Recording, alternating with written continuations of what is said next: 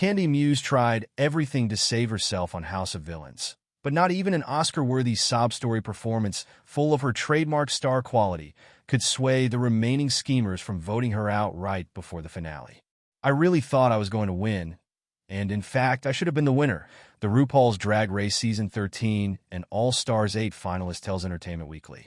But I think sometimes it's best to leave as the robbed queen. And you know what? I'll take it, and I'm going to look delicious at the finale, so it's going to be great. Below, Kandy Muse reveals how unseen gameplay ultimately led to her exit, why she's now proud to call herself a villain, and more. You built really strong relationships all season long with most of the eliminated players, who vote for the winner in the end. If you had made it to the finale, do you think you would have beaten everyone still left in the game? Kandy Muse: oh my god, absolutely. One of the reasons why I was eliminated was because Wes got in Jesse's ear. Every time someone would get eliminated, I would always text them and check up on them. I knew that if the jury was anything like Season 1, they were going to have to come back and vote. So I knew if I was checking up on the eliminated villains, we would build some kind of rapport, and they would come back and vote for me as the winner. Of course, Wes caught wind of that, and that's why I was eliminated. There's no doubt in my mind that had I gone to the finale, I would have absolutely won. How did he find out what you were doing? The thing is, the walls in the House of Villains house are very thin. I could be in my room having a conversation, and Wes can be around the corner listening to me, eavesdropping, and I would have no idea. That's a big part of the challenge. People are always listening to private conversations just around the corner. Laughs, oh yeah. There were times where I would talk to Jesse, and I'd be like, I'm keeping up with so-and-so after they left and all of that because me and Jesse were genuine friends. I was never worried that he would go back and tell Wes. But as we saw in the episode, Wes was climbing up on the house and eavesdropping on conversations. I mean, I get it. Wes is from the challenge. I don't expect anything less from Wes. He wants to win really bad, and he will stop at nothing. How do you feel about your exit now that you've seen it in the episode?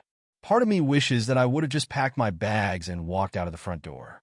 I really regret not just leaving by myself, because I shouldn't have given anyone the satisfaction of pressing a button and sending me home, because I knew that the votes were going to be unanimous. I knew that I wasn't going to stay. I wish that I just would have just walked out, self-eliminated, and have a blessed day. That would have been a moment. I regret it every single day. Jesse promised he would never put you on the hit list. So what happened? I blame Wes. Yes, while Jesse is a grown-ass man and he can make his own decisions, Wes really got his ear and told him, if you take Kandy to the finale, you're going to lose. That really got in Jesse's head. I get it, it's gameplay, but I was genuinely hurt because we were honestly really good friends. That's why I was so emotional before I got eliminated. I just got betrayed by someone who I genuinely thought was my friend when literally just last night, you were telling me you weren't going to put me up. Jesse originally planned to put himself on the hit list with Wes, thinking the house would unanimously save him and vote out Wes. What did you think of that plan and how it immediately fell apart? I didn't even know about that plan until I watched it on TV. I didn't know that that was a thing, but he should have gone with his plan and let me out of it. Leave me off of the hit list, thank you. But I don't know if the plan would have worked out for him, because I don't think New York would have voted for Wes and neither would have Larsa, so he would have been eliminated. But are we shocked that New York went and told Wes the plan? No, of course not. I thought it was hilarious. Of course New York would because, she's New York. And she had the secret alliance with Wes. She was like, oh yeah, I've been wanting Wes gone. And then it cuts to her confessional and she's like, oh hell no. I thought that was the funniest thing ever. Did you know that Wes had all these secret alliances going on? No. Wes was very secretive in the house, but I knew that he had something going on because he was very quiet and he was very comfortable. I didn't know he had them alliances happening, but yeah. Take me back to the nomination ceremony where you and New York absolutely destroyed Jesse. What was it like filming that moment where you read him to filth? He deserved it in that moment, putting me and New York up. I don't see how he would think that he was going to get out of that one without being cursed out. I love when I told him, you work out to make up for the balls you don't have, and then New York called him a chicken fetus. That was hilarious. We were just taking turns, going back and forth. I am sure he was very overwhelmed. He didn't know what to do with himself. Although it sucked being up on the hit list, it made for another iconic moment, so why not? It went on for a while. After the hit list nomination, before we all got emotional on the couch, I was cursing everyone out. Wes got cursed out, Safari got cursed out, Larsa got cursed out, Jesse got cursed out multiple times because I already knew they weren't going to vote for me, so I just let everyone have it. I packed my ass, and then I went downstairs and cursed everyone out. There's a lot of good deleted scenes. What did you say to them? I remember it was Safari, Larsa, and Wes sitting at the bar, and I remember walking by them, and I was just like, you boring-ass bitches. Good luck making a TV show without me.